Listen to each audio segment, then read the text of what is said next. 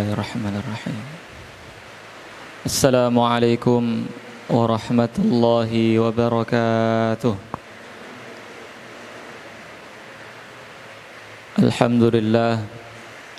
Alhamdulillahilladzi hadana lihada wa ma kunna linahtadiya laula an hadana Allah.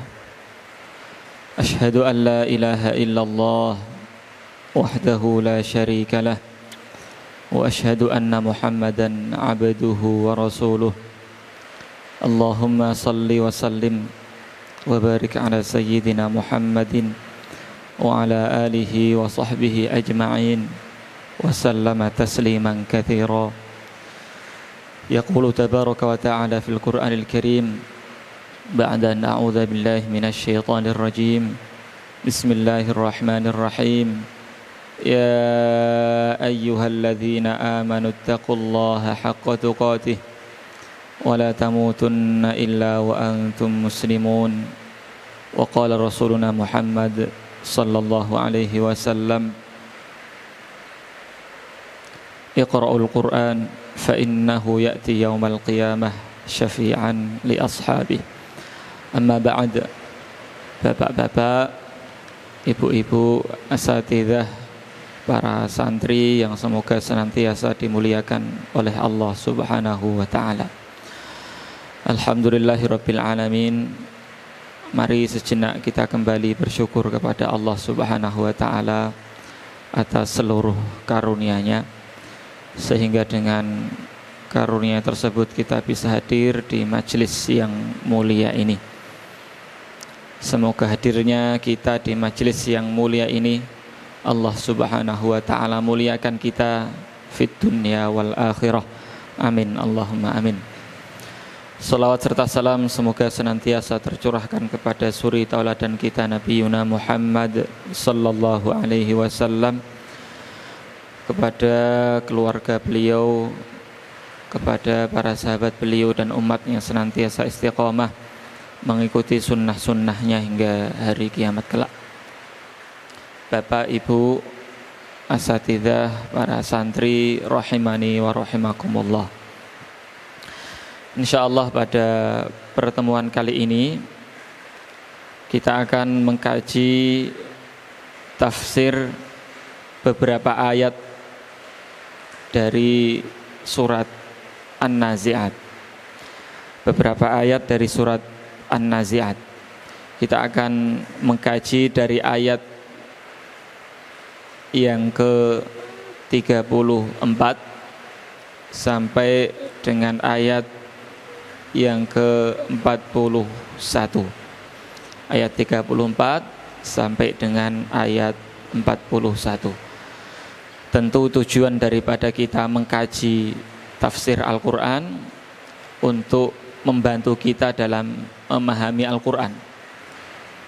Ketika kemudian kita pada tahapan bisa memahami Al-Quran, harapannya tentu sampai kepada bisa mengamalkan isi Al-Quran.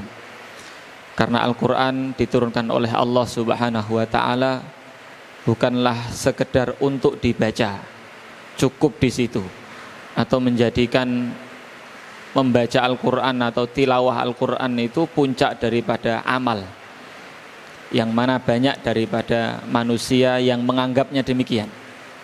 Walaupun hari ini ketika ada orang yang istiqomah membaca saja, hariannya membaca saja, ba'da subuh membaca, ba'da maghrib membaca, itu sudah luar biasa. Bisa jadi itu sudah jarang jika kemudian kita lihat bagaimana kondisi kaum muslimin saat ini. Sudah disyukuri ketika ada yang mampu istiqomah membaca Al-Quran. Tetapi tentu bukan itu amalan tertinggi. Amalan tertinggi dalam kaitannya berhubungan dengan Al-Quran, interaksi kita dengan Al-Quran adalah sampai pada batasan mengamalkannya.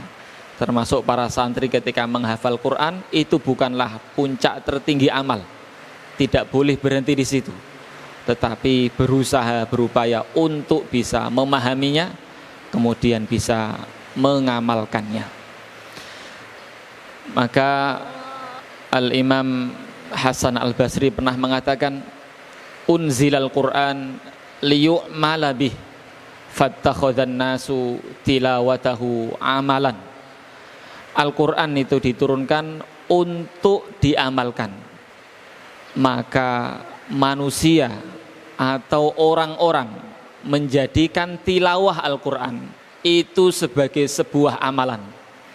Al-Quran diturunkan untuk diamalkan, untuk jadikan sebagai pedoman hidup. Tetapi manusia rata-rata menjadikan Al-Quran, menjadikan tilawah Al-Quran, bacaan Al-Quran sebagai sebuah amal. Apakah salah? Enggak, tidak salah. Salah manakala ketika mereka menjadikan puncak tertinggi amal itu membaca Quran.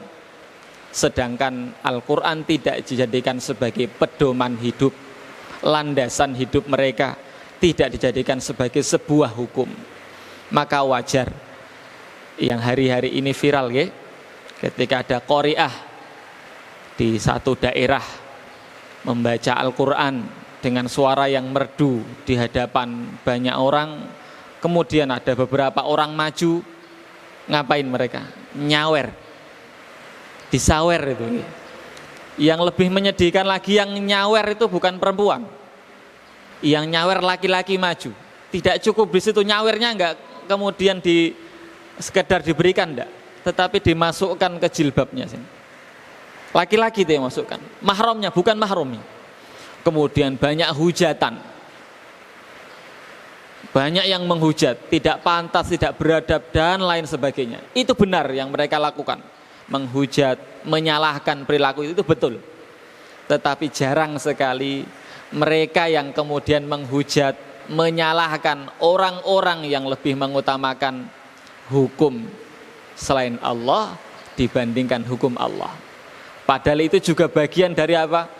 Bagian daripada pelecehan terhadap Al-Quran, ketika manusia lebih mengutamakan hukum selain Allah dibandingkan hukumnya Allah Subhanahu wa Ta'ala. Itu menunjukkan bahwa memang yang dianggap sebagai amalan besar itu membacanya, sedangkan mengamalkannya tidak dipandang sebagai sebuah amal yang besar. Padahal tujuan diturunkan Al-Quran untuk diamalkan.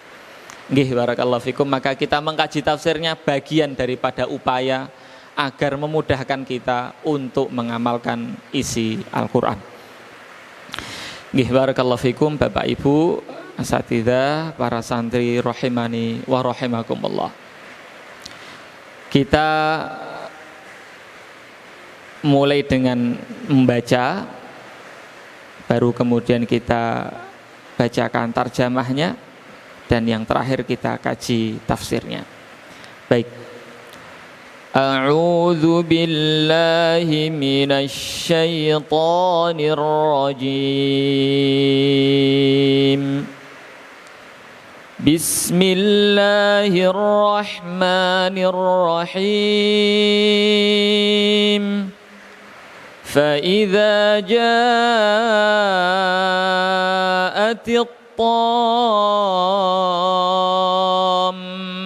الكبرى يوم يتذكر الإنسان ما سعى وبرزت الجحيم لمن يرى فأما من طغى وآثر الحياة الدنيا فإن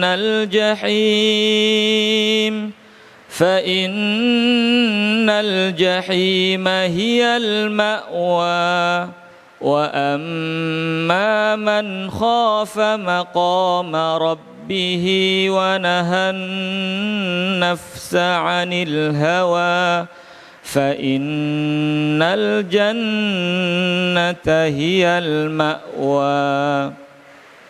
Allahumma arhamna bil Quran. Kita baca terjemahnya terlebih dahulu. Ayat 34, terjemahnya kurang lebih. Maka apabila malapetaka besar dalam tanda kurung hari kiamat, at-tammatul kubro, itu terjemahnya malapetaka al-kubro yang besar. yang dimaksud adalah hari kiamat. Kenapa hari kiamat kemudian disebut malapetaka yang besar? Nah, nanti dalam kajian tafsirnya kita bahas. Apabila malapetaka besar yaitu hari kiamat telah datang. Ayat 35, yaitu pada hari ketika manusia teringat akan apa yang telah dikerjakannya. Berikutnya, dan neraka diperlihatkan dengan jelas kepada setiap orang yang melihatnya. Maka adapun orang yang melampaui batas, togho, itu terjemahnya melampaui batas, dan lebih mengutamakan kehidupan dunia,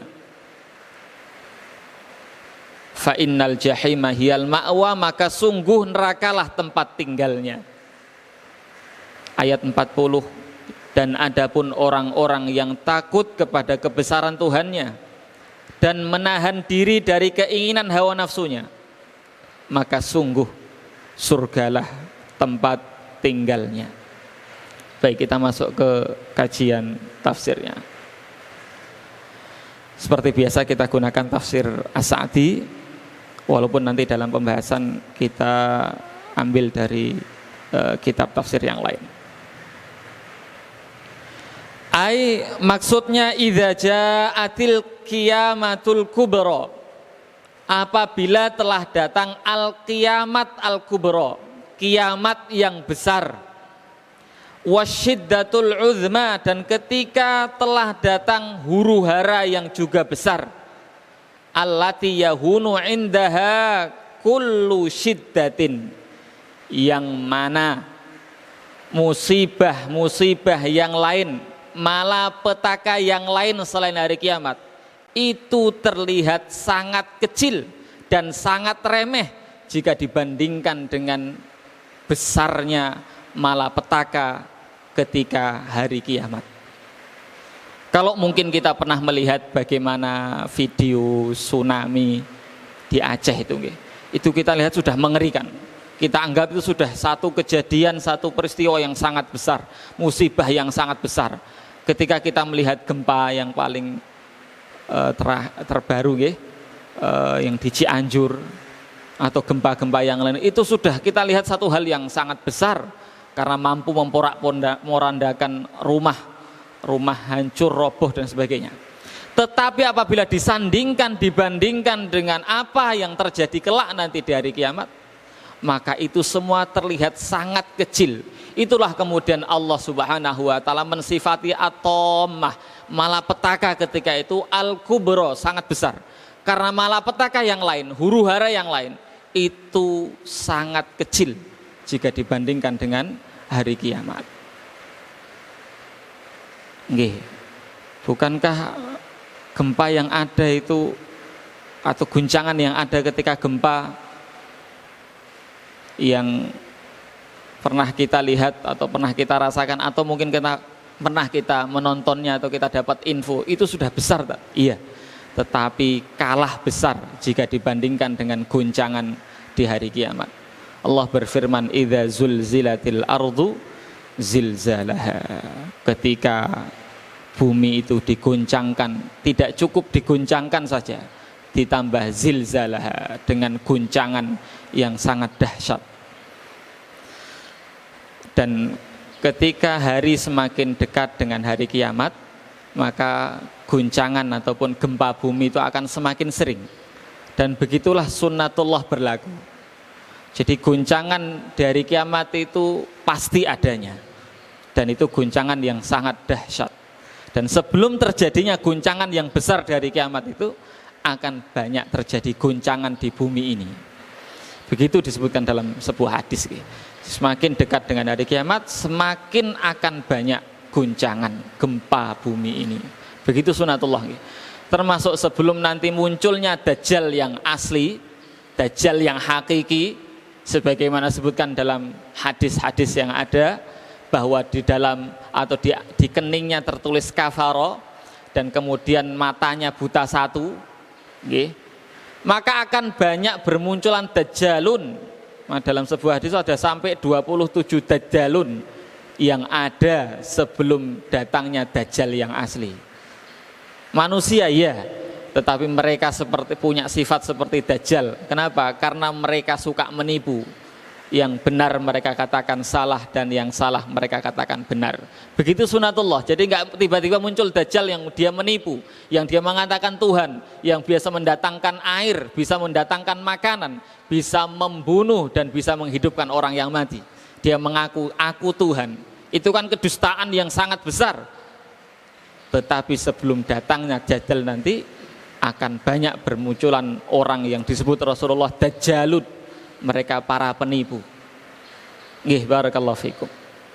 Maka sebelum terjadi peristiwa besar nanti di hari kiamat, akan ada peristiwa-peristiwa kecil sebelum datangnya hari kiamat. Begitulah sunnatullah berlaku.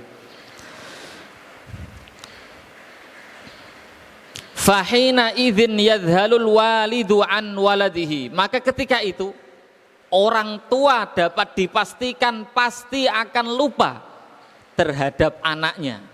Secinta apapun orang tua kepada anaknya, kalau sudah terjadi hari kiamat, maka pasti orang tua itu akan lupa terhadap anaknya.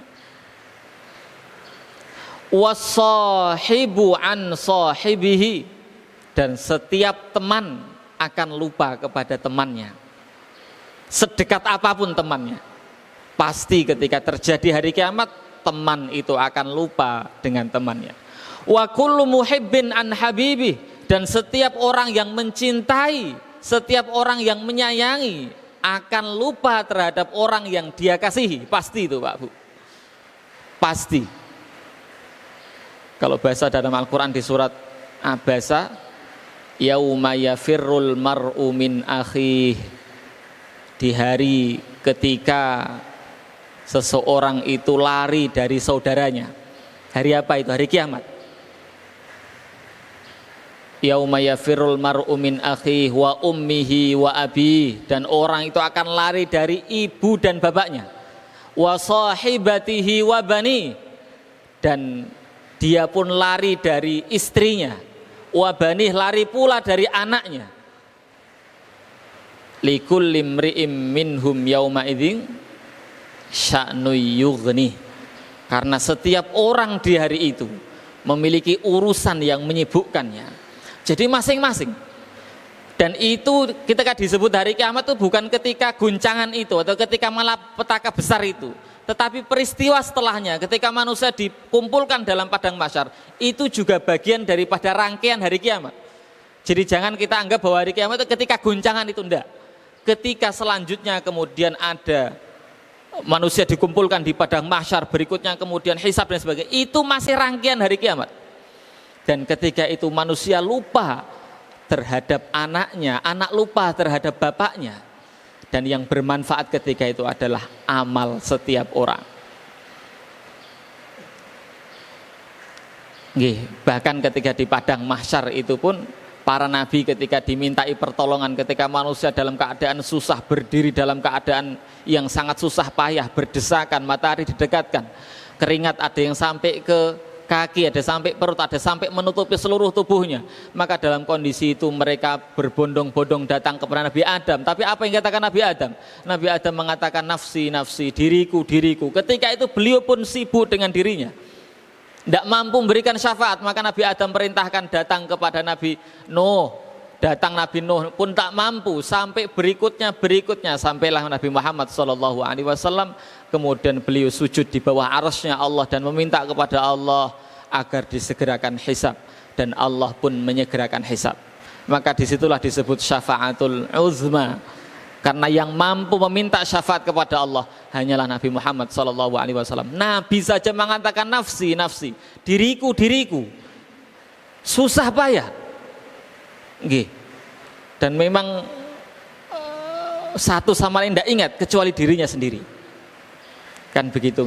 Lalu mungkin muncul pertanyaan, loh Ustaz, katanya ada anak yang bisa memberikan syafaat ke orang tua bisa memberikan syafaat kepada anak, teman yang soleh pun bisa memberikan syafaat kepada teman yang lain. Itu bagaimana Tat? Iya, itu nanti setelah hisab. Maka ada dalam hadis seorang wildan ketika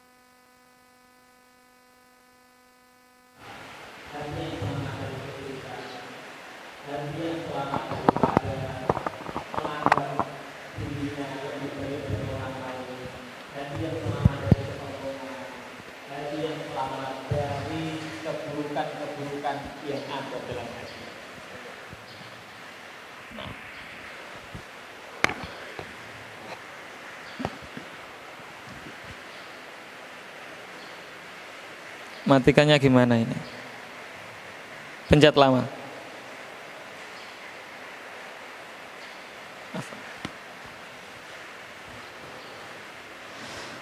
Begitu, barakallahu fikum. Kita lanjutkan lagi. Ayat berikutnya dalam tafsirnya wa yatadzakkarul insanu ma sa'ah. Dan di hari itu, di hari kiamat itu, setiap orang akan teringat akan apa yang dia usahakan fit dunya, ketika di dunia. Yatadzakkarul insanu ma di situ isim mausul. Kalau dalam usul fiqh, isim mausul atau ma mausul itu memiliki faedah keumuman. Jadi setiap orang itu akan mengingat setiap apa yang dia dulu pernah usahakan, pernah kerjakan fit dunia, ketika di dunia. Ini umum, Pak. Maka dalam tafsirnya min khairin wa syarrin, yang baik ataupun yang buruk, semuanya akan teringat. Padahal ketika di dunia dia sudah lupa akan apa yang dia lakukan. Tetapi ketika hari kiamat ditegakkan, setiap orang akan ingat secara detail, kecil ataupun besar, baik ataupun buruk, amal yang dia dulu lakukan. Kita tidak orang kafir ya, orang muslim saja, ketika ditanya, contoh, 1 bulan ini berapa orang yang telah engkau gibai? Ibu-ibu kalau ditanya, sudah ngrunei, bahasa Jawa nggih, wis ngrunei wong piro sak wulan iki? Saya yakin jawabannya ndak tahu. Kenapa ndak tahu? Bukan saking nggak pernahnya, tapi saking banyaknya. Maka Allah berfirman, ahsahullah wa nasuh. Manusia itu lupa, wa nasuh, akan apa yang dia lakukan. Ahsahullah, potongan yang pertama, ahsahullah, Allah subhanahu wa ta'ala menghitung setiap amal yang mereka lakukan. Wa nasuh, tetapi manusia lupa terhadap amal yang mereka lakukan. Tetapi itu enggak berlaku ketika hari kiamat ditegakkan. Masing-masing orang akan ingat secara mendetail apapun yang dia lakukan. Nggih. Apalagi dibantu dengan saksi yang banyak. Kulit kita pun menjadi saksi, tangan dan kaki kita pun menjadi saksi. Bahkan bumi yang kita pijak pun akan menjadi saksi di hadapan Allah kelak. Kita enggak bisa kemudian mengelak dari persaksian itu semua. Ditambah lagi Allah subhanahu wa ta'ala akan perlihatkan untuk kita kitab yang berisi seluruh amal yang kita lakukan. Di detik kapan, di jam berapa, di hari apa, tanggal berapa, tahun berapa, semuanya mendetail dan kita akan ingat betul akan apa yang kita lakukan meskipun kita sudah lupa akan amal yang kita lakukan. Kalau ditanya 1 bulan ini berapa wanita cantik yang engkau lihat di jalan, berapa wanita seksi yang engkau lihat di jalan, jawabannya pasti lali, Pak. Bukan tidak pernah lihat, tetapi saking banyaknya melihat. Tetapi nanti ketika dari kiamat semuanya itu teringat kembali dan tidak ada satupun yang terlewat. Nggih, barakallahu fiik. Maka karena masing-masing mengingat akan apa, ya tadzakkar, mengingat akan apa yang dulu pernah dia lakukan di dunia, maka apa yang terjadi? Fayatamanna ziyadata mithqali dzarratin fi hasanatih. Maka ketika itu setiap orang itu berangan-angan kalau dia itu bisa menambah amal soleh walaupun seberat biji dzarrah.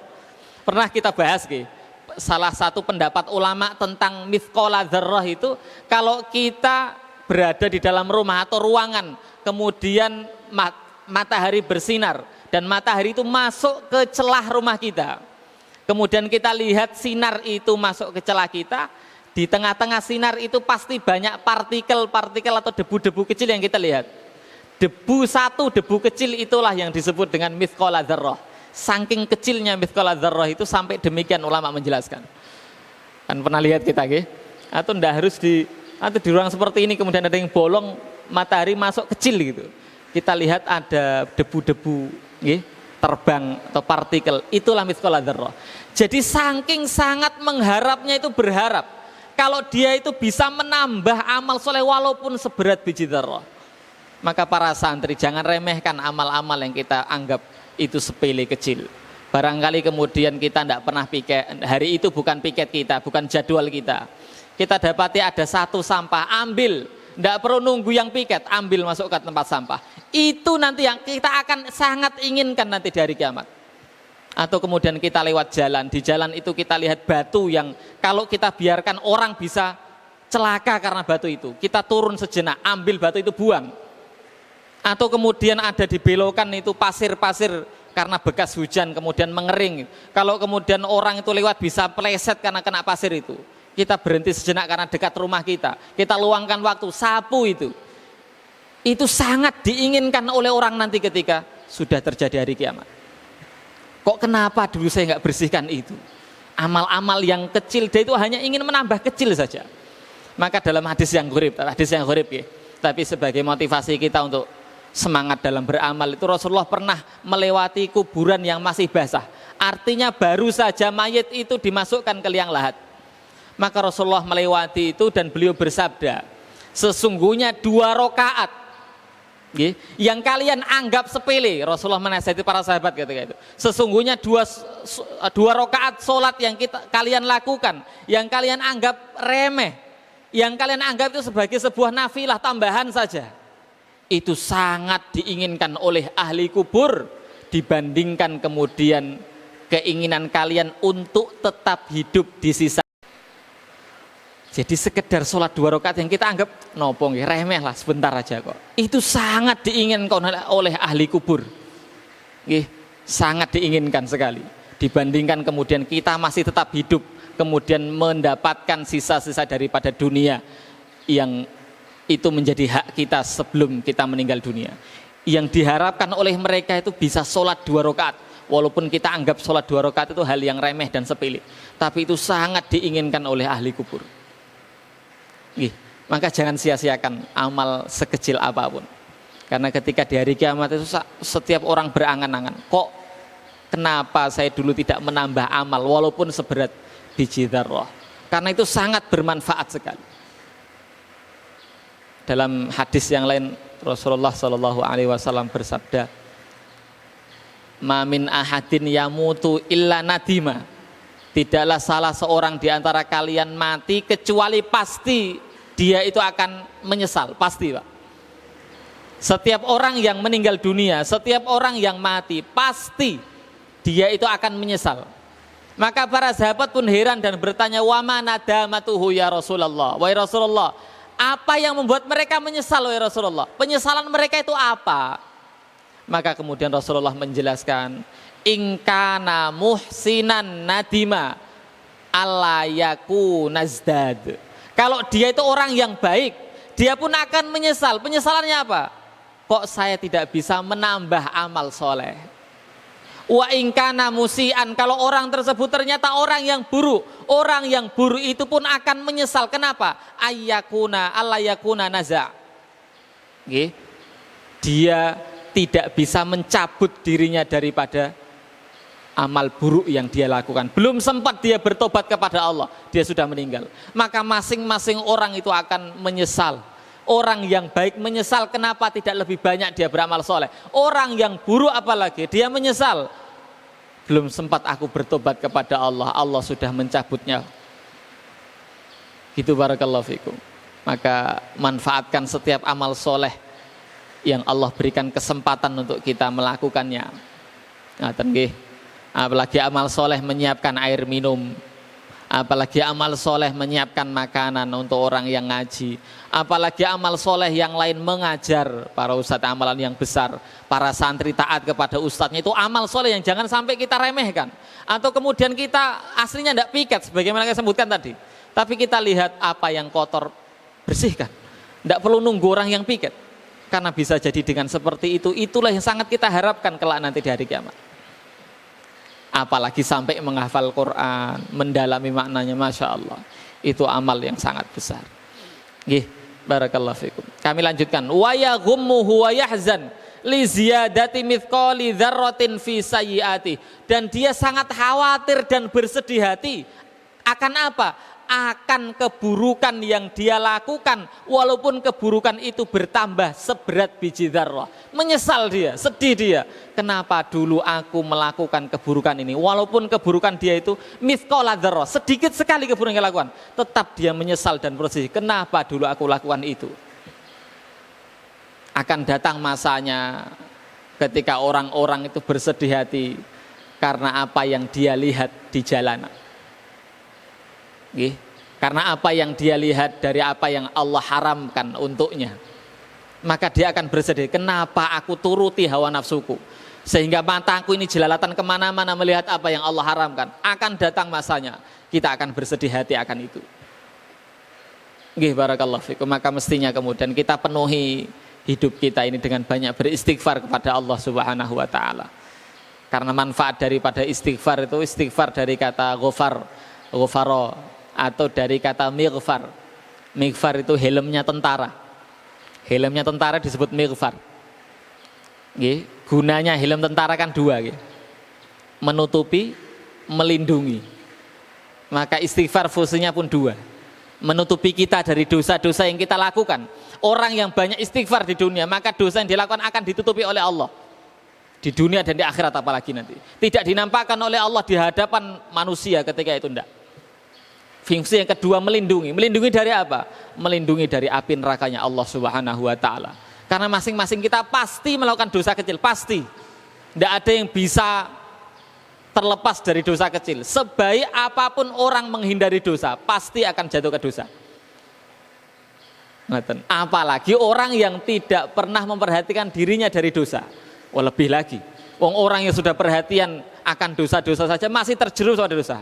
Apalagi yang tidak pernah perhatian akan amal yang dia lakukan. Maka pentingnya kita beristighfar kepada Allah Subhanahu wa taala.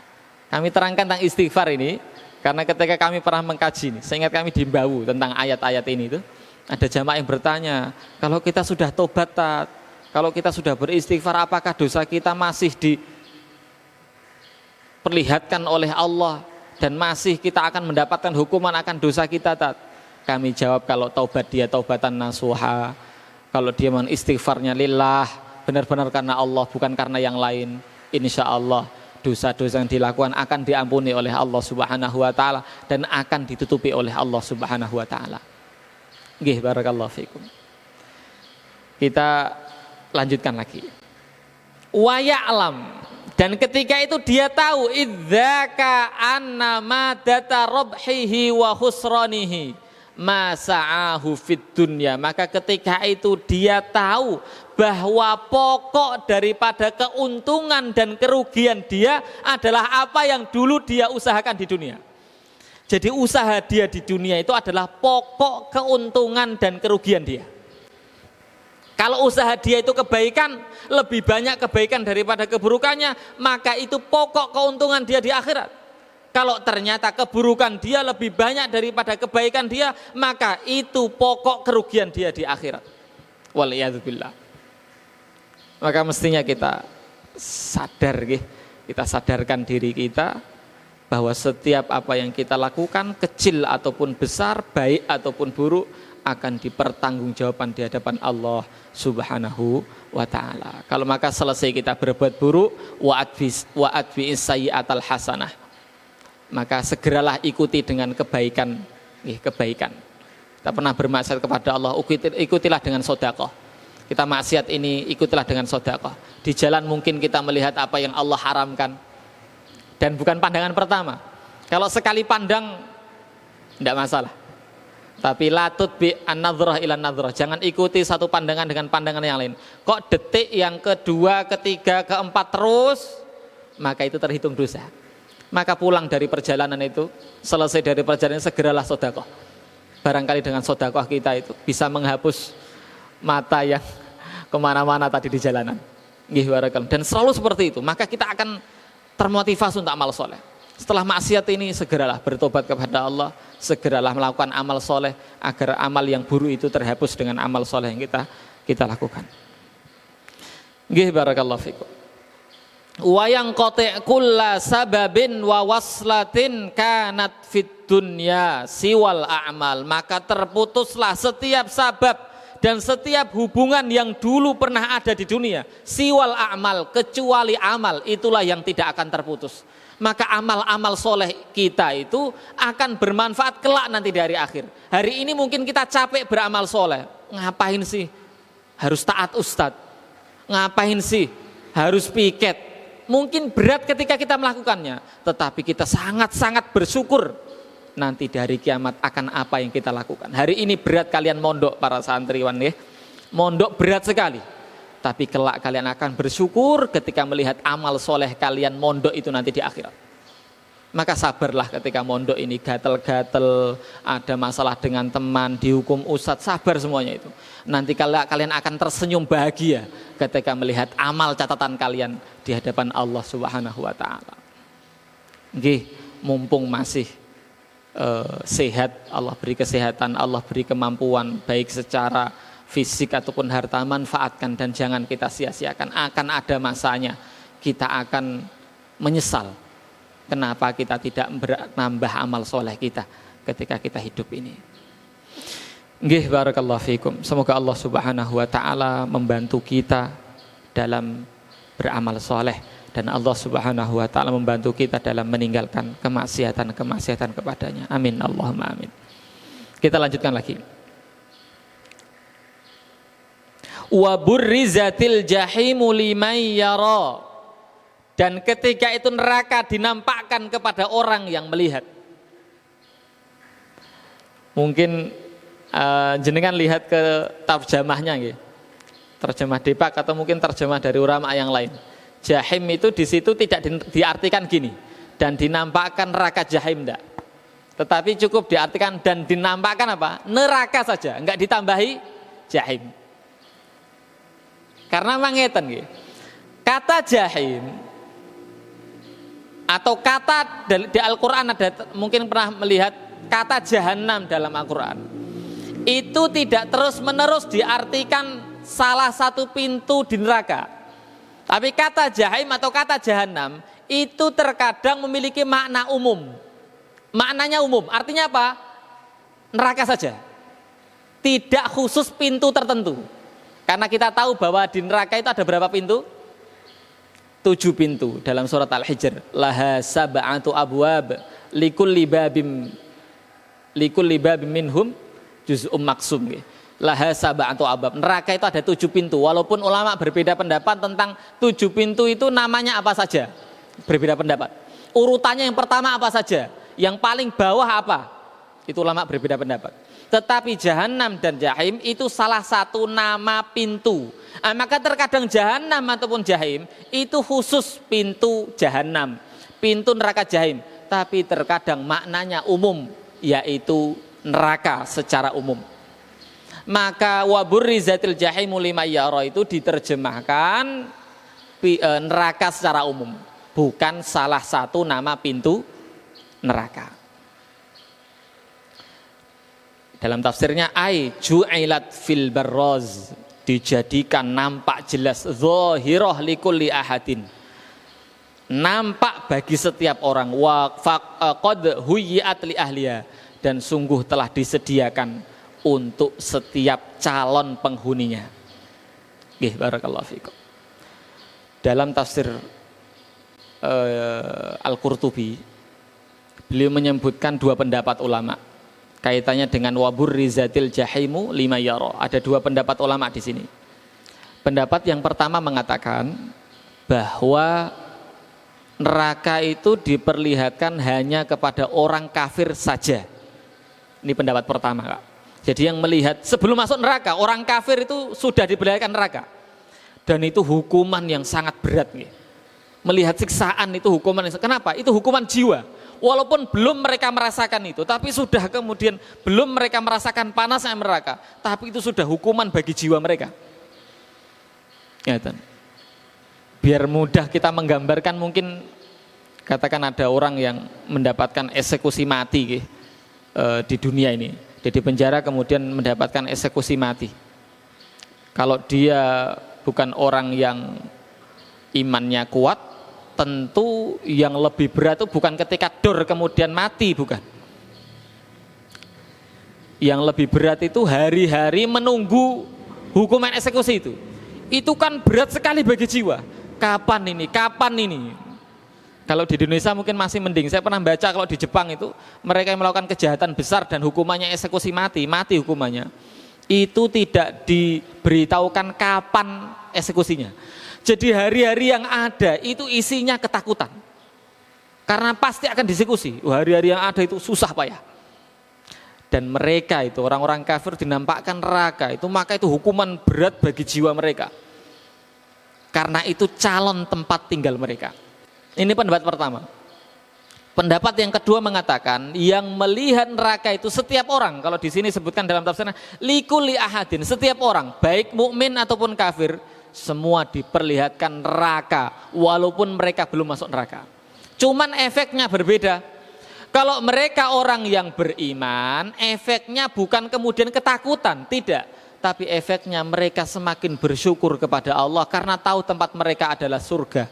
Ketika mereka sudah melihat catatan amal soleh mereka, mereka tahu bahwa tempat mereka adalah surganya Allah Subhanahu wa ta'ala. Maka yang ada mereka semakin bersyukur kepada Allah. Alhamdulillah ya Allah, itu bukan tempat tinggalku. Alhamdulillah dulu aku beramal soleh dan itu bukan tempat tinggalku. Semakin menambah mereka bersyukur kepada Allah Subhanahu wa ta'ala. Tapi orang-orang kafir mereka melihat bagaimana kemudian ngerinya siksa di neraka. Maka Rasulullah pernah bersabda begini, yu'ta bi jahannam yauma idzin laha sab'una alfa zimamin. Neraka jahanam itu didatangkan dan ketika itu mereka diperlihatkan neraka jahanam dan di dalamnya itu ada 70.000 tali kekang. Neraka jahanam itu ada 70.000 tali kekang. Ma'a kulli zimamin sab'una alfa malikin yajurunahu. Bersamaan itu setiap tali kekangnya kan 70.000 gitu. Setiap tali kekang itu ditarik oleh 70.000 malaikat. Gitu. Ada 70.000 kali kekang, setiap tali kekang yang narik 70.000 malaikat. Berarti berapa jumlahnya malaikat itu? Buatan kertas. Tanya ke yang ahli matematika. Ada miliaran enggak? Ada nggih. Jadi kebayang maksudnya ngeten loh. Berarti luas sekali Tat, luas sekali. Saking luasnya itu ketika Allah bertanya kepada neraka jahanam, halim talati. Apakah engkau sudah penuh? Jawabannya apa? Hal mim mazid. Ija ono tambahan mboten. Tesih wonten tambahan mboten. Neraka jahanam itu berkata, halim talati, sudah penuh enggak engkau? Malah dia mengatakan ada tambahan enggak, masih cukup. Kenapa enggak cukup? Karena tadi 70.000 malaikat di setiap tali kekangnya. Malaikat badannya tidak sebagaimana badan kita. Maka terbayang bagaimana luas dan ngerinya neraka jahanam itu. Waliyadzubillah. Itu dinampakkan kepada mereka bagaimana mereka enggak takut. Sangat takut sekali. Maka di dunia ini marilah kita takut kepada neraka. Allah berfirman, fattaqun narol lati waquduhan nas wal hijarah uiddat lil kafirin. Takutlah kalian kepada api neraka yang mana bahan bakarnya adalah manusia dan batu yang telah disiapkan oleh Allah untuk orang-orang yang kafir. Jangan ketika kita baca ayat ini dong ngeten. Lu Tat, ngomong kafir Tat, aku mukmin rak bakal Tat. Enggak begitu. Sekalipun ayatnya kemudian menjelaskan bahwa itu untuk orang kafir, orang beriman tetaplah harus dia waspada, tetaplah dia harus mengambil pelajaran. Jangan sampai kemudian dia memiliki sifat sebagaimana orang kafir yang dengan sifat tersebut dia layak dimasukkan ke nerakanya Allah Subhanahu wa ta'ala. Nggih barakallahu fikum. Wastu'iddat li akhdhihim, dan neraka itu sudah siap untuk mengambil mereka. Muntadhiratun li amri rabbiha, dia sudah menunggu perintah dari Allah Subhanahu wa ta'ala. Wal'iyadzubillah. Semoga Allah hindarkan kita, jauhkan kita dan keluarga kita serta orang-orang beriman pada umumnya dari api neraka. Amin Allahumma amin. Dan itu merupakan tugas orang tua yang paling utama. Tugas orang tua yang paling utama adalah menjauhkan, menjaga keluarga dari api neraka. Maka para santri, orang-orang tua kalian, masukkan kalian ke surga. Masukkan kalian ke pondok itu, mereka bertujuan agar kalian itu terhindar dari api neraka. Maka amalkan ilmu kalian. Ketika pulang amalkan ilmu kalian. Jangan kemudian ketika pulang justru kesempatan untuk los-losan. Mumpung tidak ada bel untuk bangun. Mumpung nggak ada ustadz yang menyuruh piket di rumah, tidak pernah bersih-bersih. Sholat jamaah pun harus dibangunkan pun susah. Lah, jangan sampai demikian. Nggih, barakallahu fikum. Maka tujuan utama kita dalam mendidik anak itu bagaimana kemudian anak-anak kita itu bisa terhindar dari api neraka. Ya ayyuhalladzina amanu qu anfusakum wa ahlikum naro. Wahai orang yang beriman, jagalah diri kalian dan keluarga kalian dari api neraka. Baik, kita lanjutkan tafsirnya. Fa amma man tagha, ayat berapa ini? Fa amma man tagha itu ayat berapa?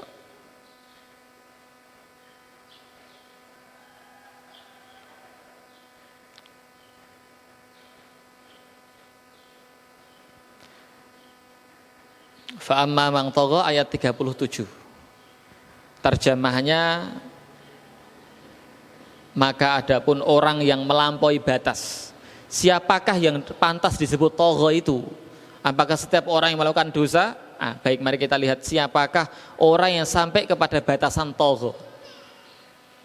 Ai jawazal hadda. Sama makna jawazal hadda itu melampaui al-had, batas. Bi anta jarra 'alal ma'asi al-kibar. Lah ini, orang yang tagha itu dia berani melakukan dosa-dosa besar. Maka tagha itu bukan setiap orang melakukan dosa, tapi orang yang melakukan dosa-dosa besar. Kalau setiap orang yang melakukan dosa, maka ada orang yang melakukan dosa kecil, dia termasuk tagha? Enggak. Tapi bisa jadi kalau dia melakukan dosa kecil terus-menerus sambil meremehkan dan tidak diikuti dengan bertobat kepada Allah, bisa menjadi besar. Karena ada sebuah qaul nggih, la sagha irama al istimrar. Tidak ada dosa kecil kalau dilakukan secara terus-menerus. Jadi tagha itu manakala dia melakukan dosa-dosa besar. Dosa-dosa besar itu apa saja, Tat? Rasulullah Shallallahu alaihi wasallam pernah bersabda, ini kami sampaikan, tentu dosa besar banyak nggih. Sampai ada ulama yang mengarang dosa-dosa yang besar. Itu jumlahnya banyak sekali, puluhan nggih. Ada kitabnya. Imam Zahabi salah satunya yang menulis itu. Tapi Rasulullah pernah mengatakan bahwa tiga dosa besar di antara dosa besar yang lain adalah, Rasulullah pernah bertanya kepada para sahabat, ala unabbiukum bi akbaril kabair, 3 kali beliau mengulangi. Ala unabbiukum bi akbaril kabair, ala unabbiukum bi akbaril kabair. Para sahabat mengatakan, bala ya Rasulullah, iya wahai Rasulullah. Maukah aku beritahukan kepada kalian 3 dosa besar di antara dosa yang besar? Maka Rasulullah kemudian mengatakan, yang pertama al-isyraku billah, menyekutukan Allah. Nggih, berbuat syirik. Syirik besar nggih, bukan syirik kecil. Kalau syirik kecil riya nggih, syirik kecil nggih. Syirik yang besar. Nggih. Yang kedua apa? Ini yang mestinya kita perlu berhati-hati. Karena ini yang kalau syirik insya Allah kita ndak lah nggih. Enggak ada di antara kita kemudian datang kepada kuburan kemudian minta sesuatu. Minta ke kuburan itu. Tidak ada di antara kita datang ke pohon-pohon besar, ke punden, tahu punden ya, untuk minta melimpahnya harta. Tidak ada lah. Tapi ini yang kedua perlu hati-hati. Apa itu? Uququl walidain. Dosa kedua yang besar yang kedua adalah durhaka kepada kedua orang tua. Sampai salah seorang Imam Ibnul Jauzi, padahal beliau itu ulama abad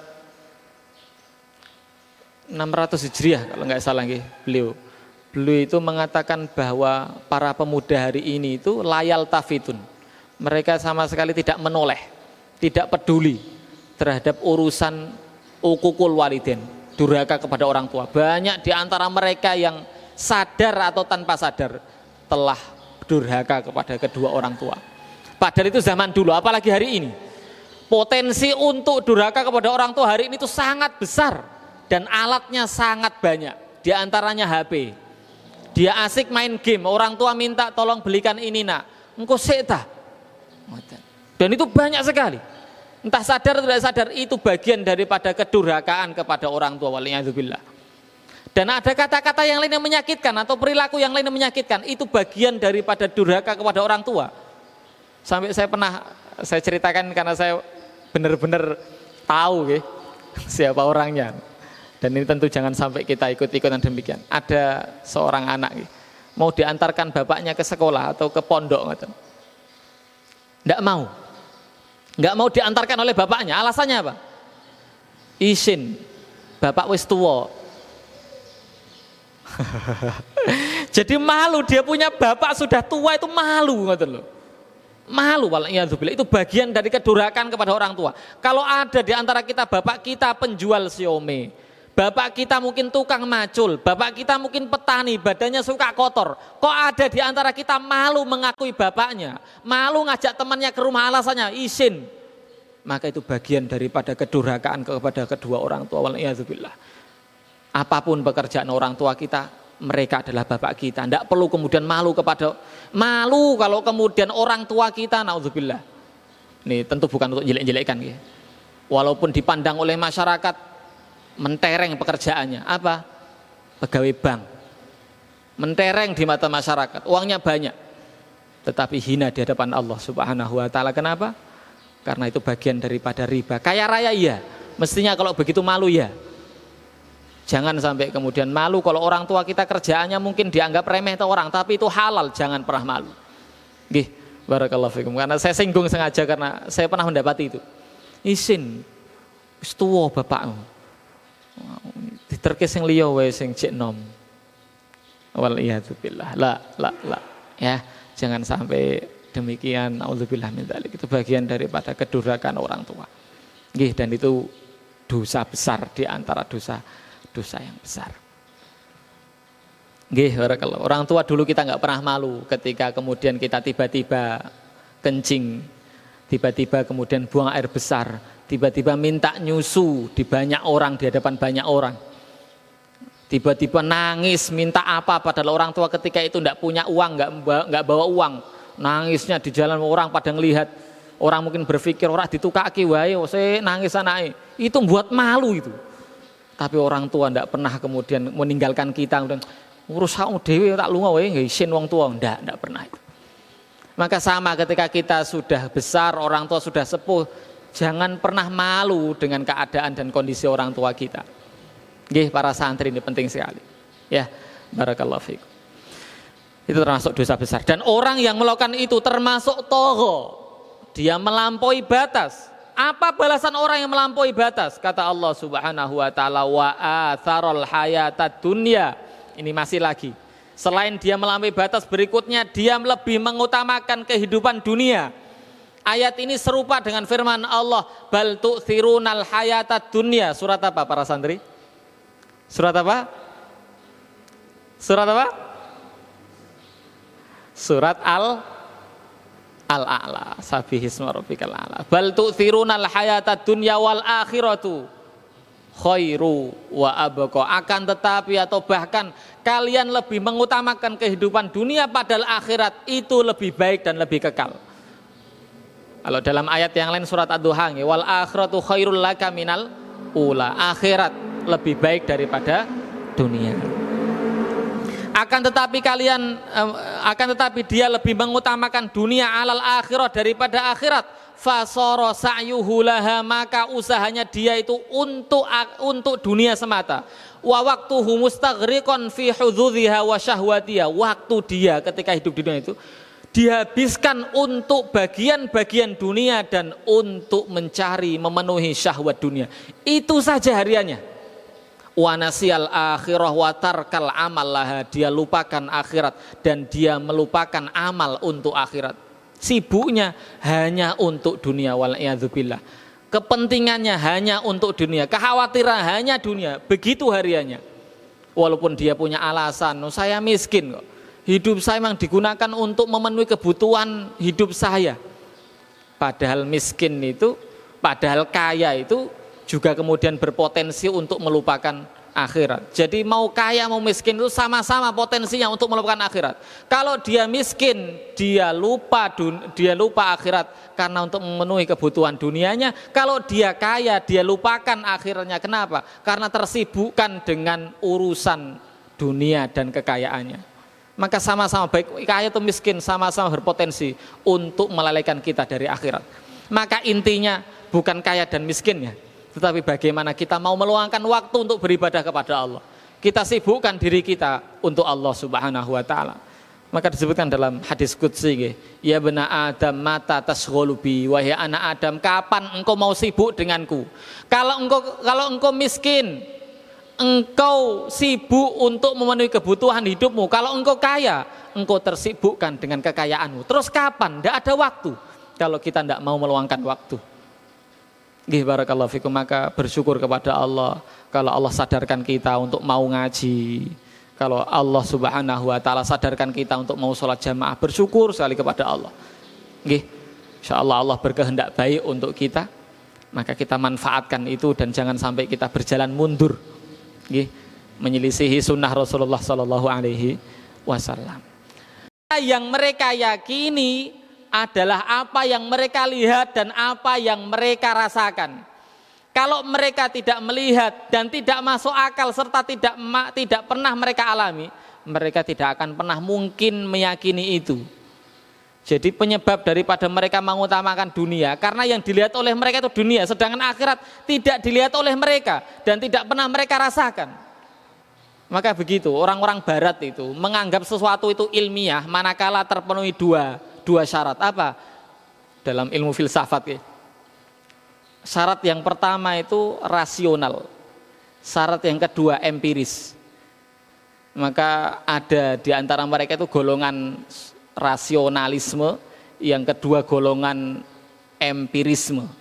Rasional itu kalau kemudian apa yang dikatakan ilmiah ketika masuk akal, ketika mampu mereka terangkan secara ilmu, masuk akal lah, logis lah, itu mereka anggap sebagai kebenaran.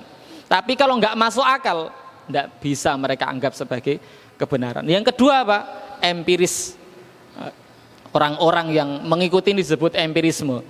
Ketika mereka menganggap bahwa kebenaran itu kalau sudah terbukti, teruji, sudah melewati tajribah lah, itu mereka anggap benar. Kalau tidak, maka tidak dianggap sebagai satu hal yang ilmiah. Maka di barat itu ketika mereka mengikuti filsafat, mereka pasti akan meninggalkan agama mereka. Maka tadi ilmu mereka eksak, mereka tinggi, tapi agama mereka rendah sekali. Maka orang Islam tidak boleh demikian, karena dalam masalah agama itu tidak bisa semuanya kita akal, tidak bisa, dan tidak boleh kemudian kita meyakini agama itu karena ketika masuk akal. Ketika tidak masuk akal, nggak teruji secara ilmiah, kita nggak yakini, nggak boleh. Kita semangat sholat mengikuti sunnah Nabi, kalau ruko harus lurus, kalau sujud harus kemudian, itu karena kita termotivasi, karena secara ilmiah kalau orang ruko lurus itu nanti akan begini dan begini. Kita mantep melakukan itu karena dorongan secara ilmiah tadi, tidak boleh. Baik terbukti secara ilmiah atau tidak ilmiah, kalau Rasulullah mengatakan lakukan, mau terbukti secara ilmiah ataupun tidak, mau masuk akal atau tidak, lakukan itu. Nah, terkadang tadi ada orang Islam semangat karena tadi terbukti secara ilmiah. Kalau seperti itu apa bedanya kita dengan orang barat? Mau melakukan kalau sudah terbukti secara ilmiah. Orang Islam melakukan agama ini, melaksanakan apa yang dalam agama ini, mau terbukti secara ilmiah atau tidak, kita tetap wajib yakin dan tetap harus melakukannya. Nah, orang-orang barat dia mengutamakan apa yang di hadapan mata mereka, apa yang sesuai dengan akal mereka, maka kemudian mereka lebih mengutamakan dunia akan akhirat. Semakin manusia itu iman kuat terhadap hari akhir, semakin dia akan semangat dalam beramal soleh. Sebaliknya, semakin lemah seseorang terhadap keimanan hari akhir, maka semakin lemah mereka dalam melakukan kesolehan, amal soleh, dan dalam meninggalkan maksiat kepada Allah Subhanahu wa taala. Baik, sudah mau jam 6, kita segerakan nggih. Fa innal jahima hiyal ma'wa, orang yang tadi tagha melampaui batas termasuk melakukan dosa-dosa besar, kemudian dia mengutamakan dunia akan melebihi akhirat, fa innal jahima hiyal ma'wa, maka tempat neraka tempat tinggal mereka. Baik, kurang 2 ayat. Wa amma man khafa maqama rabbih wa nahan nafsa 'anil hawa, maka adapun orang-orang yang dia takut maqama rabbih, makomnya Allah Subhanahu wa taala, maksudnya apa Tat? Nanti kita jelaskan. Wa nahan nafsa 'anil hawa, dan dia menahan dirinya dari hawa nafsu. Nggih, fa innal jannata hiyal ma'wa, maka kelak tempat tinggalnya adalah surganya Allah Subhanahu wa taala. Maksudnya wa amma man khafa maqama rabbi, maksudnya khafal qiyam alaihi, maksudnya adalah takut ketika kelak dia berdiri di hadapan Allah Subhanahu wa taala. Wa mujazatihi bil adli, dan takut dia nanti dibalas oleh Allah Subhanahu wa taala dengan adil. Fa athara hadzal khaufi qalbihi, maka kemudian rasa takut itu berpengaruh sekali, membekas sekali dalam hatinya, mempengaruhi hatinya. Fanaha nafsahu an hawahu alladhi yuqayyiduha an ta'atillah, akhirnya dengan rasa takut dia itu kepada Allah tadi, takut berdiri di hadapan Allah, takut kalau Allah membalas dengan adil tadi, itu menyebabkan dia bisa menahan hawa nafsunya. Oke, bisa menahan dia dari hawa nafsunya, dan kemudian dia tunduk dan patuh kepada Allah, ketaatan kepada Allah.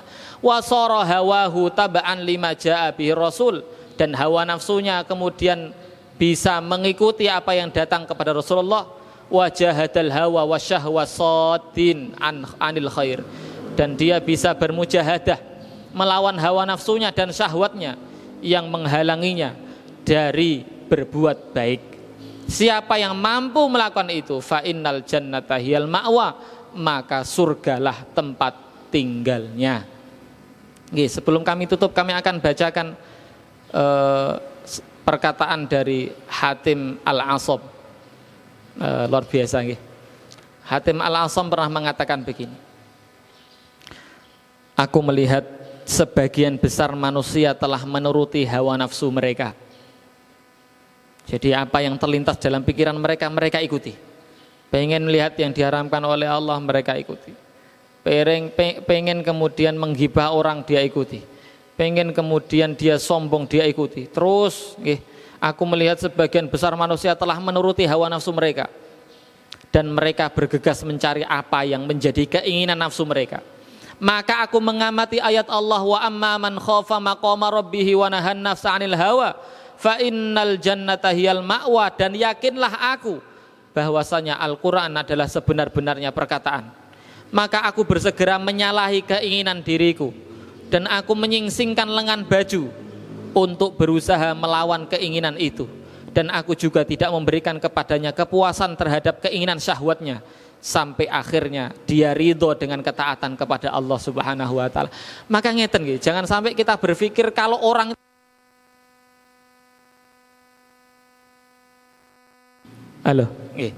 kalau orang itu sudah berada dalam makom, katakan kiai, ustadz, dianggap oleh orang itu soleh, dia tokoh, itu jangan kita beranggapan, oh ustadz nafsunya sudah berkurang atau enggak ada. Enggak, justru kata para ulama, orang soleh itu nafsunya lebih tinggi. Cuman kenapa kemudian mereka tidak melakukan kemaksiatan kepada Allah, terutama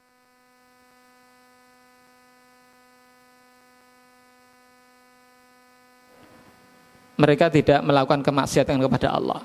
Jadi kata para ulama, orang soleh itu justru nafsunya tinggi. Nafsunya tinggi, tetapi mereka kuat dalam menahan nafsunya itu. Dan sampai ada sebuah riwayat yang Umar bin Khattab, apakah ada dalam keinginanmu untuk berzina? Kata Umar bin Khattab, ada. Apakah engkau tidak minta agar keinginan itu hilang dari dirimu? Kata Umar bin Khattab, tidak. Kenapa begitu? Karena dengan ada keinginan dalam diriku berzina, kemudian aku melawan nafsuku untuk tidak berzina, maka dari itulah Allah memberikan pahala kepadaku. kok ini mungkin para santri atau ustadz muda belum menikah, ingin untuk pacaran, pengen rasanya berpacaran. Nggih, ada keinginan itu. Tapi kemudian kita tahan diri kita Allah Subhanahu wa taala. Atau mungkin bapak-bapak ada terlintas kadang pengen selingkuh daripada ingin berselingkuh. Dari arah situlah Allah akan memberikan banyak pahala kepada kita. Maka kata para ulama, maksud daripada ayat itu bukan kemudian orang yang nggak punya nafsu, bukan. Punya nafsu, nafsunya besar, tetapi dia tahan nafsunya. Kenapa? Ingin mendapatkan ridho dari Allah Subhanahu wa ta'ala. Maka banyak orang